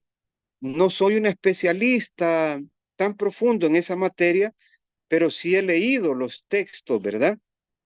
Y pues la mayoría de los historiadores que han estudiado este complejo tema de la relación álgida de Morazán con la Iglesia, un poco lo que manifiestan es que en primer lugar, hay que concebir que la Iglesia en aquel tiempo como hoy no era una institución monolítica donde todas las personas pensaban lo mismo. Es decir, que sugieren los historiadores que por un lado había una gran parte de la Iglesia que rechazaba las medidas de Morazán, pero había otra parte que le apoyaba, que sabía que la Iglesia ocupaba reformas. ¿Y por qué razón? ¿Por qué razón había un enorme sector de la Iglesia que reaccionaba contra las políticas de Morazán? Bueno, creo que tenía que ver con dos cosas que justamente derivan de los ideales de la Ilustración francesa. La Ilustración francesa y las mismas reformas borbónicas asumían que ya para entonces la Iglesia tenía demasiado poder político, la Iglesia tenía demasiado poder económico y que por tanto ya eran tiempos históricos donde la Iglesia no debía tenerlo, ¿verdad? Y entonces, entre las reformas que hizo Morazán, quizá una de las más importantes en materia religiosa fue decretar la libertad de cultos y otra, eliminar también una de las principales fuentes de ingresos de la Iglesia, que era los diezmos. Hay que pensar, porque mucha gente tal vez no lo sabe a ciencia cierta cómo era eso. Es decir, hoy en día hay personas que pagan en iglesias evangélicas el diezmo, ¿verdad? Pero en el caso de la Iglesia Católica ya no se paga el diezmo. es una cuestión voluntaria. En la época colonial sí era obligatorio, de manera autoritaria, la iglesia obligaba a todas las personas a pagar el 10% de los ingresos de su producción o de sus bienes, ¿verdad? Si producía 100 quintales de maíz, un agricultor tenía que pagar 10 quintales, ¿verdad? A la iglesia. Si producía 1000 huevos en una finquita, una señora tenía que pagarle 100 huevos a la iglesia. Y así por el estilo. Entonces, eliminar esos tributos que los liberales concebían que más bien frenaba la actividad comercial y económica, naturalmente, pues que se granjeó, ¿verdad? Granjeó gran parte de enemigos para Morazán y al final, ¿verdad? Los que provocan su caída, la caída de su gobierno en 1839 y luego su asesinato, podríamos decir en gran medida, fueron parte de las élites religiosas, ¿verdad? Que incluso Morazán había exiliado, ¿verdad? Al arzobispo Casaus lo había exiliado a La Habana y a la mayoría de las órdenes religiosas que estaban en los conventos de Honduras, de El Salvador y de Guatemala. Y con respecto a la pregunta del profesor Luis Torti, que en parte está relacionada con la anterior por el tema de la iglesia y de la relación de Morazán con la familia Márquez, efectivamente hay muchos biógrafos que han estudiado también, y eso creo que es bien importante para entender que una figura no se hace sola, sino que se hace acompañada de personas que te apoyan, tu esposa, tus hermanos, tus amigos, y la familia Márquez aparecen vinculadas, relacionadas con la red de Francisco Morazán desde pequeños, al igual que los vigiles, que de hecho eh, eran compañeritos, como comenté, el padre Francisco Antonio Márquez fue, diríamos, también otro de los posibles mentores de Morazán en el tema de las ideas de la ilustración y luego Antonio Márquez perteneció al ejército de Morazán, de hecho murió en combate en una de las batallas que pues se enfrentó Francisco Morazán en la década de 1830, es decir, que era una familia muy cercana, al igual que los vigiles. Creo que hay tres, como podríamos decir, cuatro grandes familias y amigos que formaban como el núcleo de del grupo político de Morazán.